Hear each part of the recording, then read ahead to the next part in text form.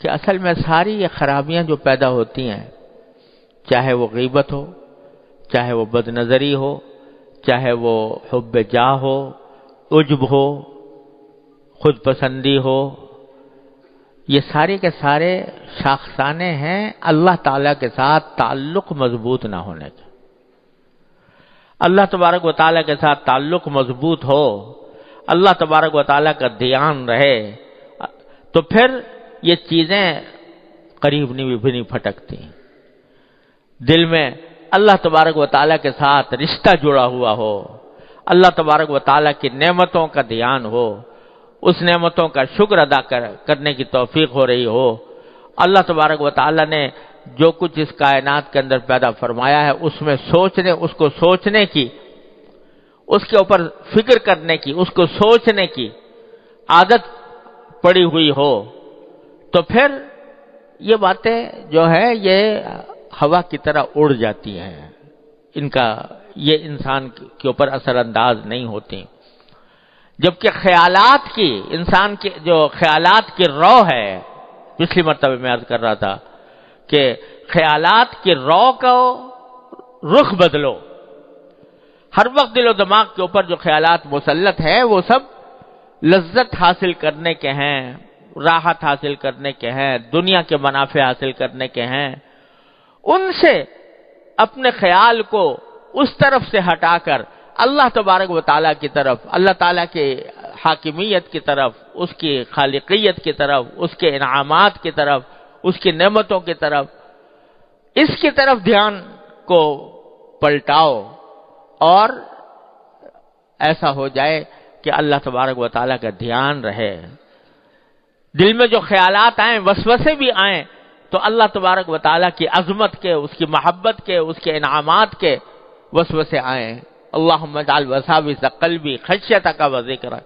واجعل ہمتی و ہوایا فیما تحب و ترضی، نبی کریم صلی اللہ علیہ وسلم نے دعا سکھائی۔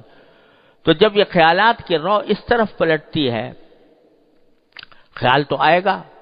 کوئی نہ کوئی آئے گا۔ خانہ خالی رہ دیو می گیرت، اگر خالی ہو گئے، اللہ تعالیٰ کے ذکر سے خالی ہو گئے، اللہ تعالیٰ کے یاد سے خالی ہو گئے، تو پھر شیطانی خیالات آئیں گے، شیطانی وساوس آئیں گے۔ اسی لیے نبی کریم سرور عالم صلی اللہ علیہ وسلم نے تلقین فرمائی کہ ان یکون لسانک رطبا بذکر اللہ، تمہاری زبان اللہ کے ذکر سے تر رہے، چلتے پھرتے اٹھتے بیٹھتے زبان پر ذکر ہو اللہ تبارک و تعالیٰ کا۔ ارے بھائی، نہ اس میں کوئی محنت ہوتی ہے، نہ اس میں کوئی مشقت لائق ہوتی ہے، نہ کوئی پیسہ خرچ ہوتا ہے۔ جا رہے ہو نا، چل رہے ہو، تو جاتے ہوئے چلتے ہوئے کوئی ذکر زبان پر لے آؤ، کوئی حافظ ہے تو تلاوت کرتا رہے، کوئی درود شریف پڑھ لو، کوئی سبحان اللہ پڑھ لو، الحمدللہ پڑھ لو، لا الہ الا اللہ پڑھ لو، اللہ اکبر پڑھ لو۔ چلتے پھرتے عادت ڈالو کہ زبان اللہ تبارک و تعالیٰ کے ذکر سے تر رہے۔ شروع میں صرف زبان تر ہوگی، لیکن جوں وقت گزرے گا اور عادت پڑے گی تو وہ زبان تر ہونے کے ساتھ ساتھ انشاءاللہ دل بھی اللہ کی یاد سے تر ہوگا۔ بعض لوگ سمجھتے ہیں کہ زبانی ذکر کرنے سے کیا حاصل، زبانی ذکر کرنے سے کیا، جبکہ دل میں اللہ تعالیٰ کا خیال نہ ہو، تو یہ خیال بھی شیطان کا دھوکہ ہے۔ یہ پہلی سیڑھی ہے، اگر یہ سیڑھی نہیں چڑھو گے تو آگے کی منزل پر تک بھی نہیں پہنچ سکتے۔ تو شروع میں زبان ہی کو تر رکھو اللہ تبارک و تعالیٰ کے ذکر سے، چلتے پھرتے اٹھتے بیٹھتے زبان پر اللہ تعالیٰ کا ذکر ہو، تو رفتہ رفتہ یہ بھی ہونے لگے گا کہ بھئی سبحان اللہ تو پڑھ رہا ہوں، الحمدللہ تو پڑھ رہا ہوں، لیکن الحمدللہ کیوں کہہ رہا ہوں کہ ساری تعریفیں اللہ کے لیے ہیں، کیوں کہہ رہا ہوں کہ اللہ تعالیٰ پاک ہے ہر چیز سے؟ تو ذہن اس طرف جانے لگے گا کہ دیکھو اللہ تبارک و تعالیٰ کی یہ پھیلی ہوئی کائنات ہے، اس میں اس کے تجلی کے مظاہر نظر آ رہے ہیں، اور یہ جو کچھ کائنات میں ہو رہا ہے اسی کے حکم سے ہو رہا ہے، اسی کی مشیت سے ہو رہا ہے، وہی کارساز ہے، وہی ملک کی مشکل کشا ہے، وہی حاجت روا ہے۔ یہ خیالات پر رفتہ رفتہ آنے لگیں گے، اور پھر یہ ہو جائے گا کہ آدمی کو چلتے پھرتے بھی اور اٹھتے بیٹھتے بھی اللہ تبارک و تعالیٰ کی یاد اس کے دل میں ہوگی، اس کی نعمتوں کے اوپر شکر ادا کرنے کا جذبہ ہوگا۔ تو ایک وقت ایسا آ جاتا ہے کہ پھر دوسرے خیالات کم پڑ جاتے ہیں، کم ہوتے ہوتے ختم ہو جاتے ہیں۔ ہمارے حضرت فرماتے تھے، حضرت عارفی قدس اللہ تعالیٰ سرہ، حضرت حکیم الامت رحمۃ اللہ علیہ کا یہ قول نقل فرماتے تھے کہ اب تو کچھ ایسا ہو گیا ہے کہ جیسے یوں کہہ رہے ہیں کہ اب یہ کر لو، اب یہ کر لو، اب یہ کر لو، یعنی اللہ تبارک و تعالیٰ کی طرف دھیان کی ایک صورتحال پیدا ہو گئی ہے کہ قدم قدم پر ایسا لگتا ہے کہ اللہ تبارک و تعالیٰ یوں فرما رہے ہیں کہ ایسا کر لو۔ تو ہر وقت اللہ تعالیٰ کے ساتھ ذات سے تعلق مضبوط ہو جاتا ہے۔ حضرت فرماتے ہیں کہ حضرت بیماری کے عالم میں جو مرض وفات تھا اس میں آنکھیں بند کیے ہوئے لیٹے رہتے تھے، تو اس حالت میں کبھی کوئی آدمی آ کے کوئی دوا کے لیے کوئی بات کہہ دی یا کوئی ایسی، تو کبھی آپ مختصر جواب دیتے۔ جب زیادہ دیکھا کہ لوگ اس طرح کر رہے ہیں تو ایک مرتبہ فرمایا، کیوں ایک مشغول آدمی کو تنگ کرتے ہو، کیوں ایک مشغول آدمی کو تنگ کرتے ہو؟ حالانکہ بظاہر دیکھنے میں تو مشغول کچھ بھی نہیں، بستر پہ پڑے ہیں، آنکھیں بند ہیں، ہاتھ پاؤں چل نہیں رہے، لیکن فرمایا کیوں ایک مشغول آدمی کو تنگ کرتے ہو؟ تو مشغول کاہے سے ہیں؟ مشغول ہے اللہ تبارک و تعالیٰ کے ذکر سے، اس کی فکر سے، اس کی یاد سے۔ تو اللہ تبارک و تعالیٰ اپنے رحمت سے اپنے ذات کے ساتھ یہ تعلق عطا فرما دے تو پھر یہ سارے جو جھنجٹ ہیں غیبتوں کے اور برائیوں کے اور حب جاہ کے اور حب مال کے اور حب دنیا کے اور بد نظری کے، اور یہ سب جو ہیں وہ ختم ہو جاتے ہیں۔ جیسے کل حضرت مجدود صاحب فرماتے ہیں کہ جب مہر نمایاں ہوا سب چھپ گئے تارے، جب مہر نمایاں ہوا سب چھپ گئے تارے، تو مجھ کو بھری بزم میں تنہا نظر آیا۔ تو پھر یہ ساری کائنات میں ایک ہی جلوہ نظر آتا ہے، وہ ایک ہی چیز، ایک ہی جلوہ نظر آتا ہے، انسان کے سامنے پھر کوئی اور چیز نہیں رہتی، اللہ تبارک و تعالیٰ ہی کا جلوہ، اللہ تعالیٰ ہی کا ذکر، اسی کی یاد، اسی کی فکر، اسی کی نعمتوں کا شکر۔ اور اگر کوئی تکلیف بھی پہنچی ہے، اگر کوئی تکلیف بھی پہنچی ہے تو اس تکلیف کے اوپر بھی یہ خیال ہوتا ہے کہ یہ میرے مالک کی طرف سے اس کی مشیت کا ایک حصہ ہے، اور اس مشیت کے اندر ہی مصلحت ہے، مجھے اس پر اجر مل رہا ہے۔ کانٹا بھی چبھ جاتا ہے تو وہ مجھے اجر عطا فرماتے ہیں، کوئی مجھے تشویش لائق ہوتی ہے تو اس پر بھی وہ اجر عطا فرماتے ہیں۔ تو تکلیف کی حالت ہو یا راحت کی حالت ہو، ہر صورت میں اللہ تبارک و تعالیٰ کے ذکر و فکر سے انسان کا دل آباد رہتا ہے۔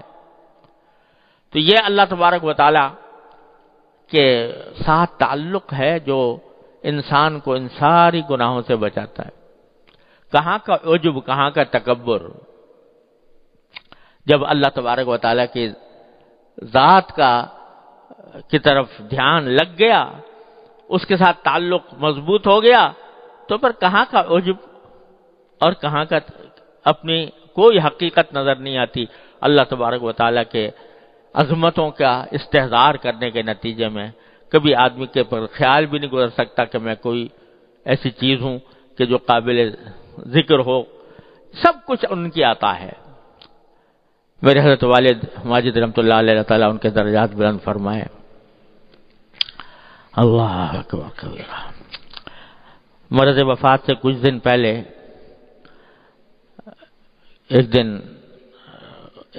کبھی کبھی حضرت شعر بھی فرماتے تھے، تو ایک شعر فرمایا تھا، اور وہ اس کی حالت کی تصویر کیا ہے، اللہ تبارک و تعالیٰ وہ ہم سب کے لیے اپنا حال بنا دے اپنی رحمت سے۔ فرمایا کہ تیرا جمال ہے، تیرا خیال ہے، تو ہے، تیرا جمال ہے، تیرا خیال ہے، تو ہے، مجھے یہ فرصت کاوش کہاں کہ کیا ہوں میں تو ہر وقت تیرے جمال، تیرے کمال میں، تیری ذات میں محور مگن ہوں، تو مجھے یہ کام فرصت رکھی ہے کہ میں اپنے بارے میں سوچوں کہ میری کیا حقیقت ہے اور میں کتنا بڑا ہوں اور کتنا چھوٹا ہوں. تیرا جمال ہے، تیرا خیال ہے، تو ہے، مجھے یہ فرصت کاوش کہاں کہ کیا ہوں میں. یہ اللہ تبارک و تعالی سے تعلق جب اپنی رحمت سے اللہ تعالیٰ اس کو مضبوط فرما دیتے ہیں تو یہ کیفیت ہو جاتی ہے. تیرا جمال ہے، تیرا خیال ہے، تو ہے، ہر وقت، ہر آن، ہر وقت، ہر آن، ہر کام میں. بظاہر آدمی دنیا کے کام میں لگا ہوا ہوتا ہے، لیکن اس کا دل مشغول ہے اللہ تبارک و تعالیٰ کے ساتھ. اور بظاہر وہ دیکھنے میں وہ کام کر رہا ہے جس کا دین سے کوئی تعلق نہیں، لیکن حقیقت میں اندر اس کا باطن، اس کا خیال، اس کا دھیان وہ اللہ تعالیٰ کی طرف ہے. دست بیار و دل بیار و دست بکار، کہ ہاتھ تو کام میں لگے ہوئے ہیں لیکن دل اللہ تبارک و تعالیٰ کی طرف متوجہ ہے. میں نے اپنے والد ماجد قدس اللہ تعالیٰ سرہ سے سنا، حضرت فرماتے تھے کہ ایک مرتبہ حضرت حکیم الامت قدس اللہ تعالیٰ سرہ کے خلفاء میں سے حضرت مفتی محمد حسن صاحب رحمۃ اللہ علیہ، ان کے مدرسے میں، امرتسر میں ان کا مدرسہ تھا، تو وہاں ایک مرتبہ حضرت کے کچھ خلفاء کا اجتماع ہوا، جس میں خود حضرت مفتی محمد حسن صاحب رحمۃ اللہ علیہ بھی تھے، میرے والد ماجد رحمۃ اللہ علیہ بھی تھے، اور حضرت مجذوب صاحب جو حضرت کے بڑے عاشق زار قسم کے خلیفہ تھے، اور تخلص بھی مجذوب تھا اور کچھ ادائیں بھی مجذوبانہ تھیں. تو ان کا اجتماع تھا. حضرت مفتی محمد حسن صاحب رحمۃ اللہ علیہ نے کچھ کھانے کی دعوت کی ہوئی تھی، تو کھانا ہوا. کھانے کے بعد وہ آم کا موسم تھا، آم لائے گئے، سب نے آم چوسے، اور اس دوران حضرت مجذوب صاحب چونکہ شاعر آدمی تھے تو شعر بہت سناتے رہے، غزلیں بھی سناتے رہے، کچھ ہنسی مذاق بھی ہوتا رہا. آخر کار جب کافی دیر مجلس گزر گئی تو حضرت مجذوب صاحب نے فرمایا کہ بھئی بتاؤ کس کس کو غفلت ہوئی، یعنی اس کھانے پینے میں، اس دعوت میں، اس مجلس میں، ہنسی مذاق میں کس کس کو غفلت ہوئی. غفلت کے معنی یہ کہ آدمی اللہ تعالیٰ کے ذکر سے غافل ہوا. تو بہت نے کہا کہ جی ہم سبھی اس وقت تو کھانے پینے میں لگے ہوئے ہیں اور اس چیز میں لگے ہوئے تھے. فرمایا الحمدللہ مجھے غفلت نہیں ہوئی. یعنی اس ہنسی مذاق کے ماحول میں بھی، اس کھانے پینے کے ماحول میں بھی، اس دوستانہ مجلس کے ماحول میں بھی الحمدللہ مجھے غفلت نہیں ہوئی. کیا معنی کہ یہ سب کچھ ہو رہا تھا ظاہری اعتبار سے، لیکن دل اللہ تبارک و تعالیٰ کی طرف متوجہ تھا.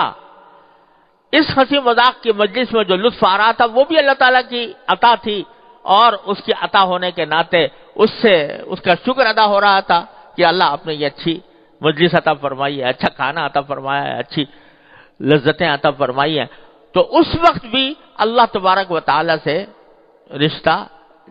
الحمدللہ قطع نہیں ہوا تھا، جڑا ہوا تھا اللہ تبارک و تعالیٰ سے. تو یہ کیفیت ایسا نہیں ہے کہ کوئی ناممکن بات ہو، کوئی محال چیز ہو، ناممکن العمل ہو جاتی ہے. اور ہوتی کس طرح ہے کہ مشق سے، بار بار کرنے سے، ایک چیز کے تکرار سے پھر وہ عادت بنتی ہے، اور عادت جو ہے وہ پھر آخر کار فطرت ثانیہ بن جاتی ہے انسان کی، کہ اس میں ہر کام کے ساتھ دوسرا عمل بھی. یہ تو نبی کریم سرور عالم صلی اللہ علیہ وسلم نے مختلف مواقع پر دعائیں سکھائیں کہ بیت الخلاء میں جا رہے ہو تو یہ پڑھو، اور باہر نکل رہے ہو تو یہ پڑھو، بستر سے اٹھو تو یہ پڑھو، مسجد کی طرف جا رہے ہو تو یہ پڑھو، مسجد میں داخل ہو رہے ہو تو یہ پڑھو، نکل رہے ہو تو یہ پڑھو، بازار میں جاؤ تو یہ پڑھو، کھانا کھاؤ تو یہ پڑھو، پانی پیو تو. یہ کیوں؟ یہ اس لیے کہ تاکہ یہ کام بھی کرتے رہو اور ان کاموں کا رشتہ اللہ تبارک و تعالی سے بھی جوڑتے رہو. ہر لمحے، ہر تھوڑی دیر کے بعد، ہر تھوڑے وقفے کے بعد رجوع اسی طرف ہے، اللہ تعالیٰ کی طرف. اے اللہ آپ کا شکر ہے آپ نے یہ عطا فرما دیا، اے اللہ آپ کا شکر ہے کہ آپ نے یہ نعمت عطا فرمائی، اے اللہ ہم آپ سے مانگتے ہیں کہ ایسا کر دیجئے۔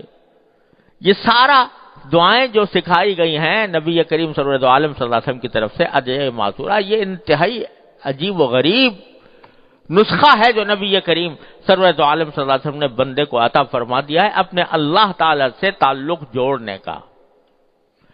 تو یہ اسی لیے ہے کہ کام کچھ بھی کر رہا ہو انسان، لیکن اس کا رشتہ اللہ تبارک و تعالیٰ سے جڑا ہوا ہو، اللہ تعالیٰ کی یاد اس کے دل میں ہو، اللہ تعالیٰ کا ذکر اس کے دل میں ہو، تو جب یہ کیفیت ہو جاتی ہے تو پھر یہ ساری گناہ اور ساری معصیتیں اور منکرات یہ دھوئیں کی طرح اڑ جاتے ہیں اللہ تعالیٰ کے فضل و کرم سے۔ پھر انسان کو کچھ یاد نہیں رہتا سوائے اللہ تبارک و تعالیٰ کی نعمتوں کے، اس کے ذکر و فکر کے۔ اور یہ چیز جو ہے بھائی ایک تو مشق سے حاصل ہوتی ہے، دوسرے صحبت سے حاصل ہوتی ہے، کہ جب ایسے لوگوں کے ساتھ اٹھنا بیٹھنا ہوگا جو اللہ تبارک و تعالیٰ کے ساتھ جوڑے ہوئے ہیں، تو اس اٹھنے بیٹھنے کے نتیجے میں وہی کیفیت ہمارے اندر بھی آ جائے گی۔ اور اگر ایسے لوگوں کے ساتھ اٹھنا بیٹھنا ہوا جو غافل ہیں، اللہ بچائے غفلت میں ہیں، کہ اللہ تعالیٰ کی طرف دھیان نہیں جاتا، اللہ تعالیٰ کے سامنے حاضر ہونے کی کوئی فکر نہیں ہوتی، موت کا دھیان نہیں ہوتا، اور وہ غفلت کے عالم میں زندگی گزار رہے ہیں، ان کے ساتھ جب اٹھنا بیٹھنا ہوگا، ان کے ساتھ ہر وقت کی نشست و برخاست ہوگی، تو پھر وہی غفلت ہمارے اندر بھی آئی۔ صحبت کا انسان کے اوپر بہت اثر پڑتا ہے، لہذا اٹھنا بیٹھنا بھی ایسے لوگوں کے ساتھ ہو، مجلسیں ایسے لوگوں کے ساتھ ہوں جو یہ حضرت صحابہ کرام رضی اللہ تعالیٰ عنہ کے بارے میں حدیث میں آتا ہے کہ وہ جب ایک صحابی دوسرے صحابی سے ملتے تو فرماتے اجلس بنا نؤمن ساعتن، آؤ ذرا ہمارے ساتھ بیٹھ جاؤ، کچھ دیر ایمان کی بات کر لیں، کچھ دیر ایمان کا عمل کر لیں۔ تو یہ اس لیے کہ یہ مجلسوں کا اور انسان کی صحبت کا انسان کے اوپر بہت زیادہ اثر پڑتا ہے۔ تو ایسے لوگوں کی صحبت اختیار کرنے کی ضرورت ہے کہ جن کو اللہ تبارک و تعالی نے جن کا رشتہ اپنے سے جوڑا ہوا ہے، اور جتنی صحبت زیادہ ہوگی اتنا ہی وہ رنگ اپنے اندر بھی پیدا ہوگا۔ تو اور دوسرے مشق کرنے سے کہ اکثر و بیشتر جو اپنے ارد گرد چیزیں نظر آ رہی ہیں اس میں جو نعمتیں اللہ تبارک و تعالیٰ کی سامنے آ رہی ہیں، ان کے واسطے سے اللہ تبارک و تعالیٰ کا شکر ادا کیا جائے، اس کا دھیان کیا جائے کہ دیکھو میرے مولا نے میرے لیے کیا کچھ مہیا کر رکھا ہے۔ تو بس اس طرح رفتہ رفتہ انسان کے اندر یہ صفت آنے لگتی ہے۔ اور یہ بھی عرض کر دوں، ہمارے حضرت والا فرمایا کرتے تھے کہ یہ صفت ان دو عملوں سے، یعنی ایک صحبت سے اور دوسرے مشق سے آتی ہے، لیکن اس طرح آتی ہے کہ غیر محسوس انداز میں آتی ہے، یعنی وہ ترقی ہوتی ہے لیکن ترقی جو ہے وہ بعض اوقات پتہ نہیں چلتی، لیکن جب آدمی لگا رہتا ہے تو وہ ترقی ہوتی ہے۔ اور اس کی مثال حضرت یہ دیا کرتے تھے کہ جیسے ایک بچہ ہے، اس کی عمر بڑھتی ہے، تو عمر بڑھنے کے ساتھ ہر روز ترقی ہو رہی ہے اس کے اندر، یہاں تک کہ دیکھتے ہی دیکھتے بالغ ہو جاتا ہے، بڑا ہو جاتا ہے، جوان ہو جاتا ہے۔ لیکن اگر کوئی ہر روز ناپے کہ کل میں کتنا انچ تھا اور آج کتنا انچ ہوں، تو کچھ بھی پتہ نہیں چلے گا فرق، لیکن ہو رہی ہے ترقی، بڑھ رہا ہے آگے کی طرف۔ تو وہ محسوس جب لگا ہوا ہو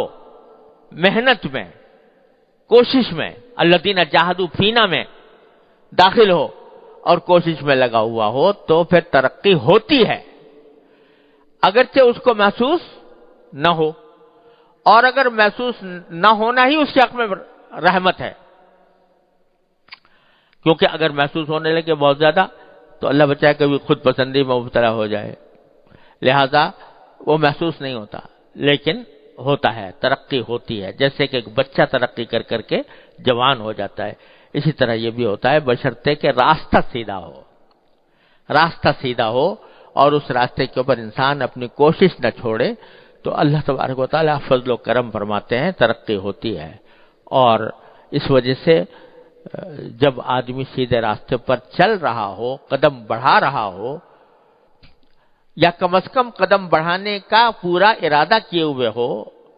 تو مایوسی کا کوئی وجہ نہیں ہے،